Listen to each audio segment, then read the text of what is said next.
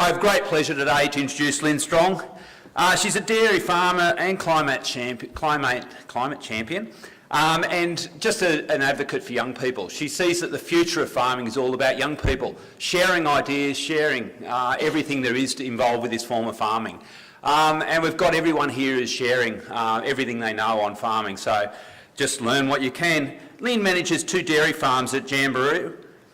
Their business is a partnership between cows, landscape and community, and the decisions have to be flexible to accommodate all these 3. She's no longer on the farm because she relies on the young people, and that's what we really need to do. She is all about enhancing natural areas, which she expects to increase both productivity and profit in years to come for farms. She says farming can't control the weather, we've all learnt that, but we can control how we prepare for it. And when you're dealing with biological and organic farming, you are preparing for climate change. And when Southern Cross University, we're all studying climate change, it's all doom and gloom, but with biological farming, we're offering alternatives and way to be ready for the future. So I'd like to welcome Lynne here today, and I hope you enjoy her talk as well. Thank you. It's always very exciting to share the stage with Anika. I'm sure you're all confident, like I am, that we can definitely do with a lot more people like Anika who can reimagine the future and get to work and make it happen. We certainly need change, and more importantly, we need agents of change. And Anika and the young team that I work with are some of the most humble and capable change makers I know. Now, Anika and I are very different. And it's not just our presentation styles or the 30-year age difference. We farm in very, very different landscapes using very different farming systems. But we do have a lot of commonalities. We do have similar climate change challenges. We certainly both farm in very fragile farming landscapes. We certainly share that fire in our bellies to see the community and farmers come together to co-design the future, the bright future that every single Australian deserves. And we both seem to have this unwavering belief that we live in paradise. This is the view from my front veranda. You can see why I claim to live in paradise. It's a very special part of the world. Now I love this map. It puts everything into perspective. It just shows how diverse the Australian landscape is. This is where Anika farms at Broken Hill, right on the edge of the Sahara Desert. This is where the Strong family farms are located, 90 minutes south of Sydney. Almost on the beach, where everybody wants to live. Putting it into perspective, Anika's system would be classified as an extensive farming system. A large area of land, low inputs, low outputs. Anika farms on 4,000 hectares. We run our dairy on just 120 hectares. So it's a small farming area, high inputs, high outputs. What do people think of when they think of intensive dairy farms? How are intensive dairy farms portrayed in the media? And the majority of dairy farms in Australia are classified as intensive. Well, as is often the case with the media, perception and reality can be a very different thing. The majority of Australian dairy farmers milk 285 cows on pasture, just like these divine creatures that graze in front of my front veranda. You can see why I lay claim to living in paradise. So having a look at our 2 family farms, they in themselves are quite different. So we have 2 farms. The home farm that you're looking at now is Clover Hill. It's located in very steep rainforest country, high conservation rainforest country on the northeast face of Saddleback Mountain at Jamboree. 50% of the farm is rainforest. It's a really unique landscape in many ways. And we probably got a world first. It's what's classified as a dairy-centric rural residential subdivision. All of those yellow pins are privately owned housing blocks. None of those people work on the farm. Those blocks range from 1 to 100 acres. And every single one of those people drive right through the middle of the farm to get to their front doorstep. They share the same road as the cows every day. Some of them drive $200,000 Mercedes-Benzes. You can understand why we have to have very close working relationships with our neighbours. Just a kilometre away is our other farm, and it's located on a very fertile floodplain, which just happens to be right on the doorstep of Jamberoo. And not only that, tens of thousands of people use that major tourist road every year. Tens of thousands of people driving past our front fence, looking at our farming practices every day. We call it farming in a goldfish bowl. So farming in a goldfish bowl has many challenges. And as you can imagine, 90 minutes south of Sydney, where everybody wants to live, prime agricultural land in our region is very expensive. In fact, 90% of the prime agricultural land in our region is now owned by hobby farmers. They pay up to $70,000 a hectare to get those views. So no land, or very little land, has been bought for farming in our region for commercial agriculture in 50 years. So the farmers in our region, if they want to grow their businesses, have to get very good at doing more with less. And this is what we decided to do when my son, who now runs the farm, came back to the farm in 2000.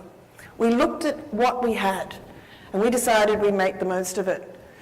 Now, not everybody gets to farm on rich volcanic soil with organic carbons ranging between 6 and 12%. What a wonderful opportunity. So we decided if we could grow the most drought-resistant, drought-tolerant, water-efficient, fertiliser-efficient pastures that we possibly could, and we selected the highest genetic merit cows that we possibly could, we could really ramp up the size of our business. And that's exactly what we did. And growing the best quality pasture that we could and selecting the best quality cows that we could find and we could afford, we were able to basically triple, quadruple, 5 times the size of our business over a period of 10 years, which gave us these types of statistics that we could lay claim to.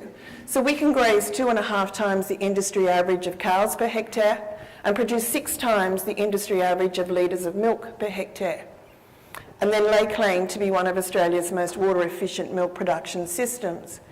10 years ago, we did something absolutely crazy, and we moved to milking 3 times a day.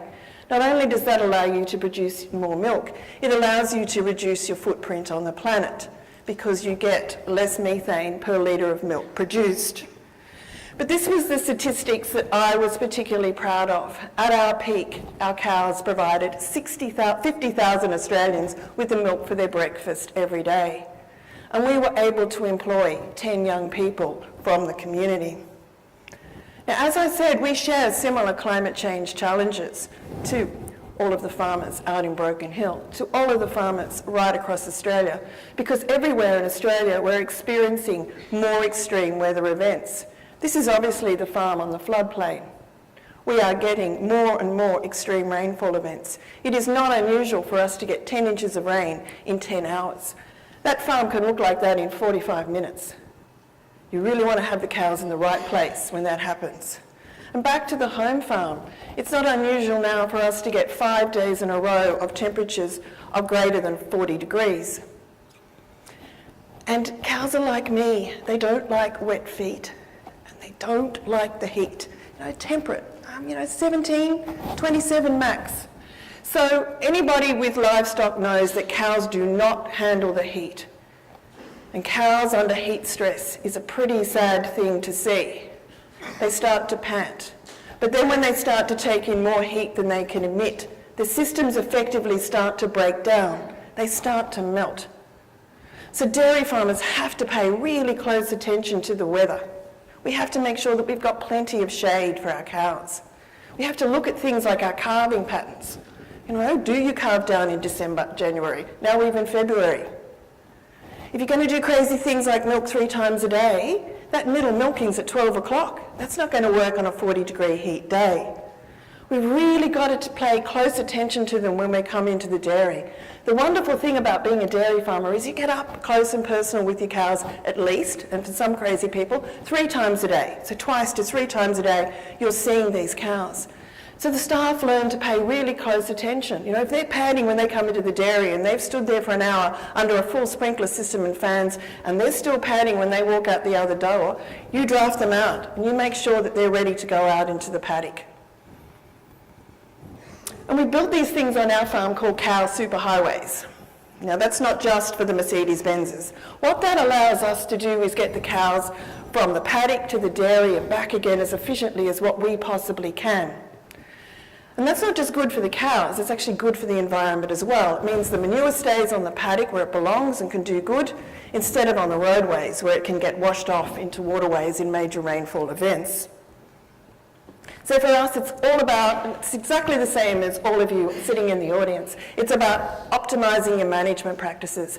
Happy, healthy cows, best quality feed you can supply means your consumer gets safe, affordable, nutritious milk, and in our case, plenty of it.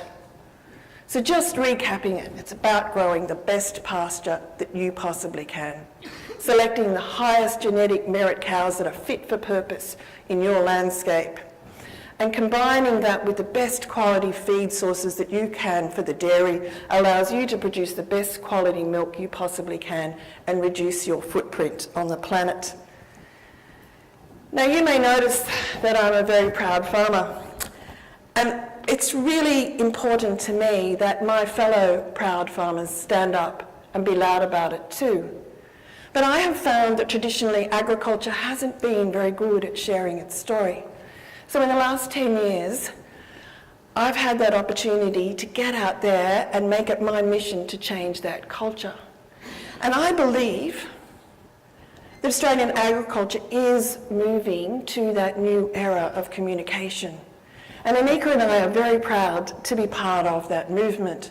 We're part of a team of people who've been designing and delivering programs for the last 10 years that connect farmers and the community and farmers. And we do this using young people and education through art and technology and two-way conversations. And I'm really excited that I've got a very quick moment to share with you what we're doing on behalf of agriculture right across Australia, or at least at the moment down the eastern seaboard. We run our programs under the banner of Art for Agriculture. We have two signature programs, the Archie Bull Prize, of course it'd be the Archie Bull Prize, and we run that in schools of course, and our professional and personal professional development program for young farmers or young people in the agriculture sector called the Young Farming Champions program. And we do very extensive entry and exit surveys for this. There's so many opportunities when you're doing a program with 1,000 students and 60 teachers, agriculture can learn so much. So I get very excited when the entry survey results come in and students are saying, I want to be part of this program because I'm going to learn how to make a difference in the world every day. I want to be part of this program because I want to learn how to help farmers. I want to be part of this program because I'm going to learn about farming. So what do? Well, of course, we give them a life-size fiberglass cow. It's obvious. We give them a food or fibre industry to study, and who they're studying depends on who is sponsoring us at the time. So if you'd like your industry to be part of this program, you know, I'm the lady with the red trousers and the gold boots on today. I dress like this on purpose. And we give the students some really big, wicked challenges to study. We ask them to study and reflect and investigate the challenges for farmers of farming in a carbon-constrained world.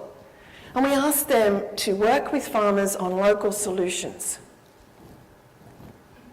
And of course we give them these phenomenal young people that we've given extensive training to so they can go out and communicate their story in a way that will resonate with any audience. And we give them the Archibald Prize so they can practice their skills in a safe environment. So what do we get? Well, we get a lot of creativity, I can assure you. This is the winner from 2014, the winner from 2015. The poor old judge this year has to choose between this fashionista and this Kawasaki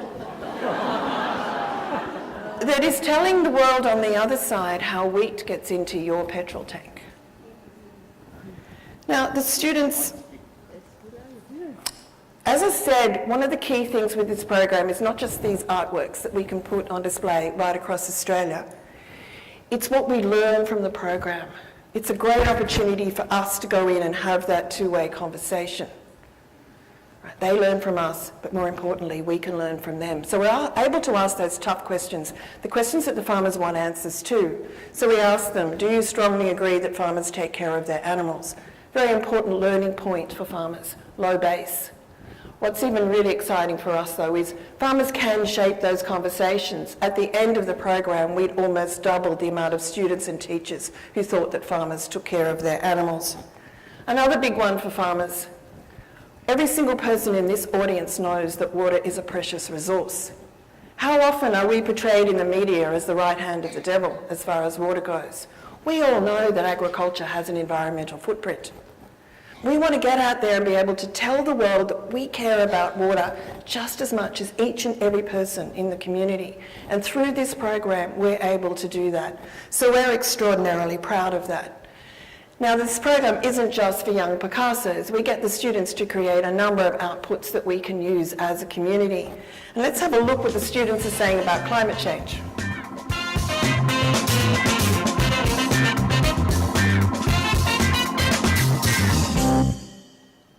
Cotton farmers depend on the natural environment and the weather to produce their crops, and climate change is changing the natural environment. The Australian cotton industry is a relatively minor contributor to the agriculture's greenhouse gas emissions with a better than neutral carbon footprint. Farmers are continually adapting their practices in order to manage the effects of climate change. They implement practices that make the soil more tolerant and resistant to the impacts of drought and climate change. They network with other professionals for up-to-date knowledge on best practices. Cotton farmers are doing their bit to combat the changing climate, but climate change is a shared responsibility, and we can help too. We can switch off lights when we leave the room. We can unplug, turning off computers and TVs when we are not using them. We can use fans when it's hot, rather than air conditioning. Fans use much less energy. We can use blankets, socks and warm clothes to keep us warm before thinking of turning a heater on. We can walk or ride a bike rather than using cars or buses for transport. We can plant a tree or grow our own food at home. We can stop buying plastic water bottles and use tap water in a reusable bottle instead. We can recycle and reuse. When we are old enough, we can choose energy-efficient cars and install solar panels on our houses. We can all make a difference by minimising our carbon footprint. Battling climate change is a shared responsibility. So you can see why the cotton industry is pretty excited about that output. Now we also have a big awards and exhibition day, and that's actually going to be held in 3 weeks. So for all of you from New South Wales, you'll be rooting for the New South Wales finalists, and all of you from Queensland, you'll have some pretty exciting entries as well. Our partnership with the Royal Agricultural Society of New South Wales means that we also get to put all of the finalists on display at the show. Now, not only is that a wonderful opportunity for the students to get their opinions heard, it's an outstanding opportunity for agriculture. 1 million people go through the show over that fortnight. That's 1 million people who get to see agriculture's key messages in an extraordinarily exciting way. Now, whilst I believe that climate change is one of the greatest challenges facing farmers, I believe our most immediate challenge is ourselves. It is each and every one of us responsibility to take on the role of the public perception of agriculture. How does the community perceive us? Do they see us as a disparate group of farmers all pulling in different directions with our only marketing advantage being demonising each other's farming systems?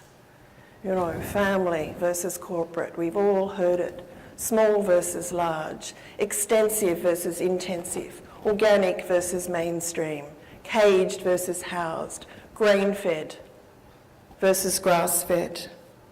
Branding ourselves as following a particular farming system does not automatically make us a better farmer. In reality, it's not the system, it's how it's managed that counts. If we want the future that our children deserve, we must all embrace as farmers the fact that we are not the same. We're different, But we're different in a good way. Together we can make each other strong. We're all in this together. We must tell the world that we are here, that we exist. We must be prepared to fight for our future together. We must be prepared to advocate for government policies that give the best outcomes for farmers, the best outcomes for the rural and regional communities that we support, and the best outcome for the environment, that landscape that supports us. We must acknowledge the collaboration is the key. Let's draw on each other's ideas, expertise, and work together on things that really matter. We must be able to look at the big picture. After all, the whole doesn't thrive unless all of the pieces thrive. And the networked farmer of the future will have no less passion, they'll have no less sense of purpose, and they'll have no less drive. But they will no longer be alone. They will no longer be working in isolation. They will all possess this incredibly vast toolkit, a rich, diverse network of others to draw upon, and a global platform from which to experiment, innovate, and collaborate. And Anika and I are lucky enough to work with some of the most wonderful young farmers in Australia today, so I'm going to let Anika, the future, have the last say. So I think what we've shown you today is that, yes, we come from very different regions, we come from very different industries, but it is clear that we share the same values, that we are working towards a common goal, that we all want vibrant rural communities, healthy environments, bright futures for our children, and a fair return for our produce. The past may be different, as will be the drivers for doing so. But we have achieved remarkable things since learning how to grow food some 10,000 years ago.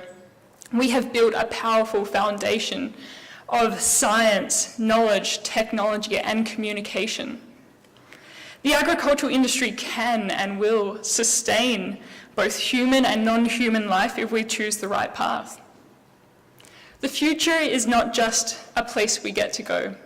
It is a place that you get to create. Thank you.